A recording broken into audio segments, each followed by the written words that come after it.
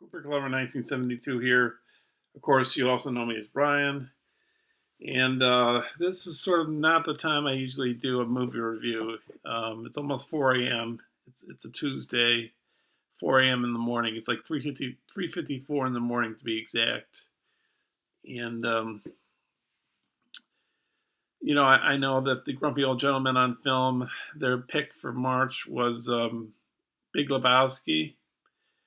And so I was going to do a review of it, and I just may have been sort of lazy, and then I've been watching other things that are like streaming stuff, and I think some of it left at the end of March. So I was trying to catch up with that, as you saw with my previous the last video I did of films I've watched in the last few weeks or so. Um, so I had to watch a bunch of movies before they expired off of Criterion Channel, for example. So there was that.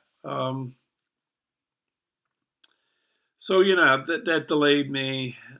Just generally things, just like playing with my guitars and watching YouTube, using Facebook. But so I finally. Oh, and then I should mention to you that there's this great YouTuber. I've mentioned him a few times on my channel. Um, Let me see. It's 1 minute 34 seconds going into the video. So I'm gonna put his name right up here for about 30 seconds. So we're in about 20 seconds from now. I'll take the title off of his channel. But Daisuke Beppu, Disuke, and then Beppu, and he does streams on. Well, does he do them every Saturday? I don't know if it's every Saturday or I think he does a few a month. So he did Scanners, which was a great stream. And if you want to see a good stream and you like Scanners by David Cronenberg, it's not bad. It's a pretty good stream. And maybe I'm going to advertise a little for him, because I think I think he'll advertise before this coming Saturday about his next his next movie that he's going to talk about it in a stream. He talks about the movie, and then people leave comments in the chat box, and how they interpret the film, or they're reacting to how Daisuke is talking about the film, and then after he speaks for a little while about analyzing the movie, he takes a look at the comments and goes from there and analyzes that. So it's pretty interesting. I've watched another one of his streams, which was Paris, Texas, I believe. I think that was summer of last year. And Taxi Driver is one I really wanted to see. It was I think in November, and I was going to watch it, and then I forgot all about it. So I think I'm going to try and watch that video. It might be a few hours long. I'm not quite sure on that. But anyways, so he has people vote on the films they want to see discussed by him, and put in the chat of his stream. And so anyways, this coming week, I thought I'd advertise this for him. He's going to have Once Upon a Time in the West. This will be this coming Saturday, the 11th. Wait a minute. Let me look at my calendar here for a second here. the 18th, the 18th of April at 11 p.m. Saturday, Tokyo time, which will be 10 a.m. Eastern Standard Time.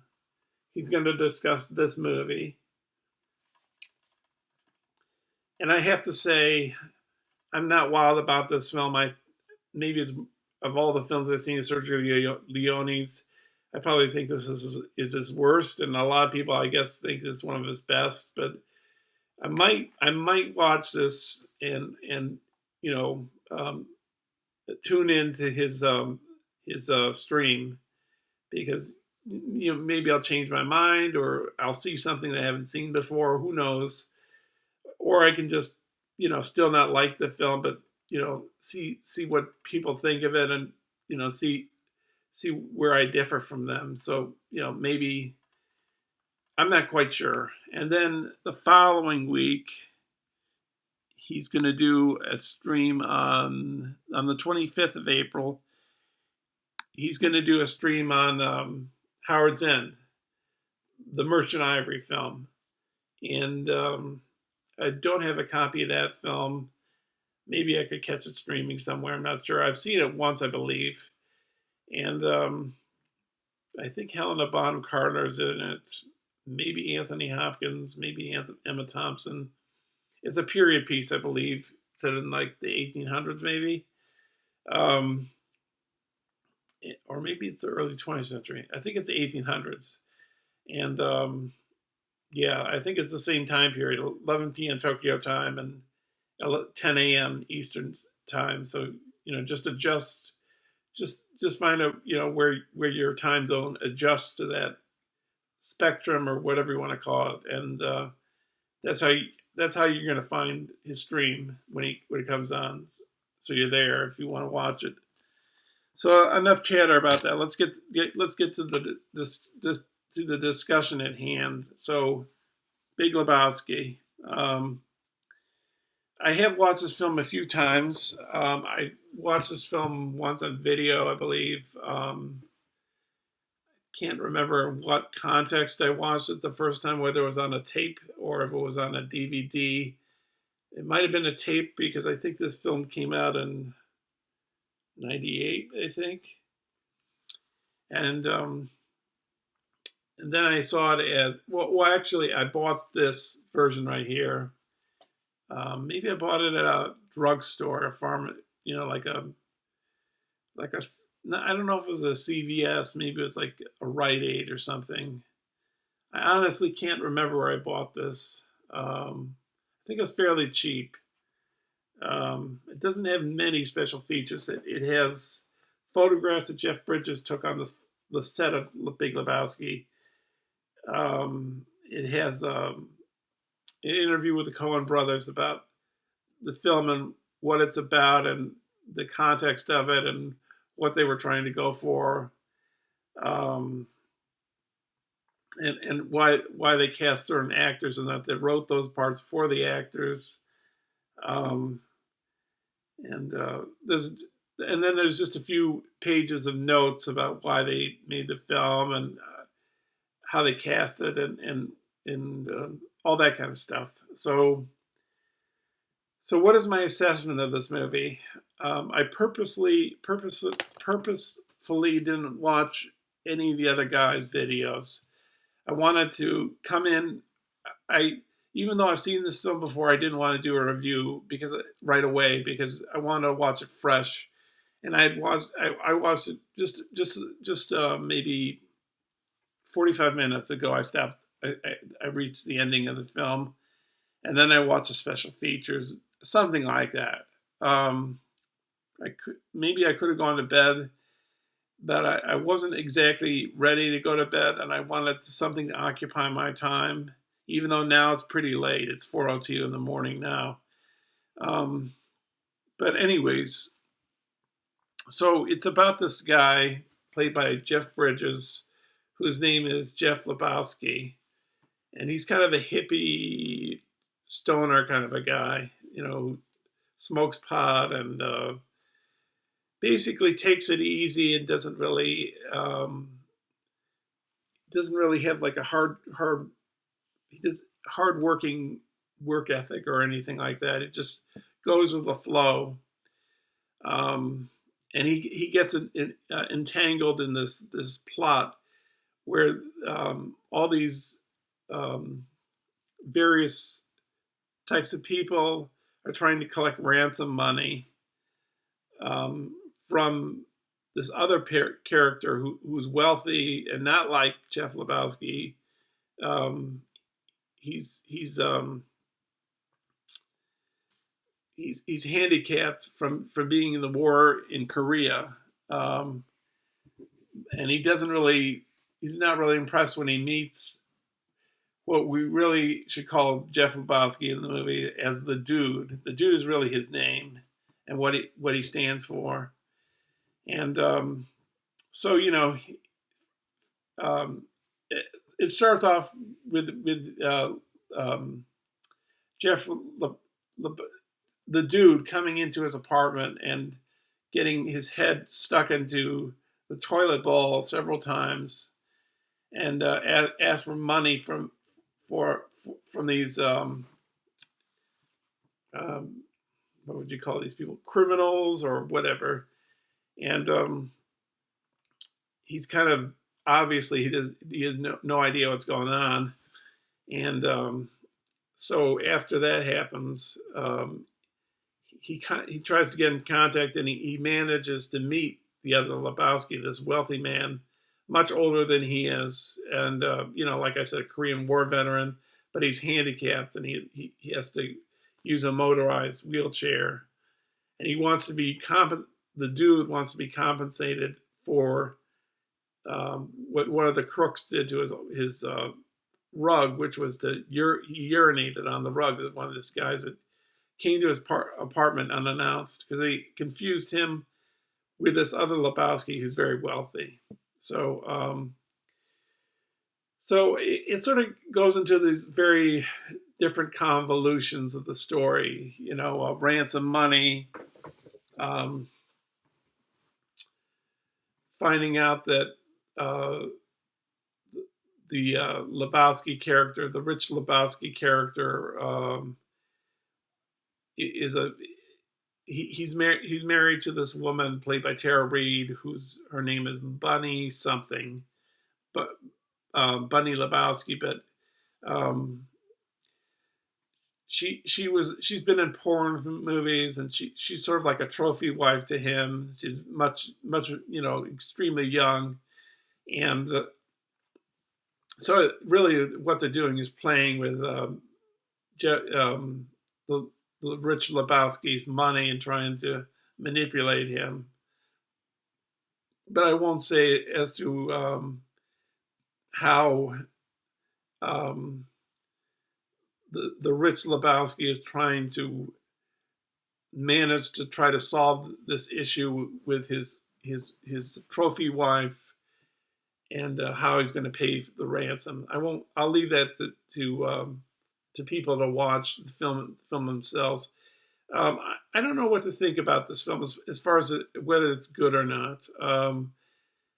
I would say I don't think it's as good as Fargo or Blood Simple, which was their first film, or No Country for Old Men. Those are masterpieces. But yet, I think this film has sort of certain importance to it, and that importance is sort of with the cult status of the film. There's these Lebowski fests, and I think basically what people like about this film, especially these cult followers of it, is this like laid back guy who's just not worried about, just just chilling out and just taking it easy rather than create problems or get embroiled in things that just would make life too complex. Just take it easy, and everything will turn out fine. And I think that's what happens in the film. I hope that doesn't give it away too much. And then there's these characters that are in the film. Like I said, the Dude played by Jeff Bridges, and then you have Tara Reid playing Bunny Lebowski, Rich Lebowski's trophy wife. You have Julianne Moore playing Rich Lebowski's daughter. You have John Goodman playing a Vietnam vet named Walter, I believe. And he goes ballistic a lot of the time. Just goes crazy, aiming his gun at a guy in the bowling alley. The bowling alley is the place where they go. I think it's a place to go to chill and relax. I think this film is talking about the importance of having friends and just taking it easy and not getting worried about things. I think that's like one of the things. And these Lebowski Fest might be promoting that kind of way of thinking. So, I don't know what the other guys have said about this film. I'm sure they've said maybe some of the same material I've gone across right now, or how it's interpreted, or they've said things I haven't even said. I bet it's, or I don't know. I bet maybe it's one or the other or both of them. I have no idea because I haven't watched their videos. I just wanted to do it my own way, just see it fresh and approach it that way. And then I could, after I do this video, then I could, take a look at their videos. And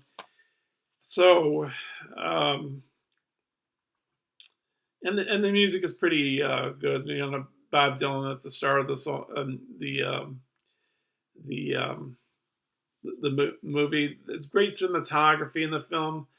I like the Busby Berkeley scene with like the Valkyrie pin crown heads, and the these shelves of shoes going up to infinity towards the moon. In the special features, the Coen brothers were saying they use computers for that, and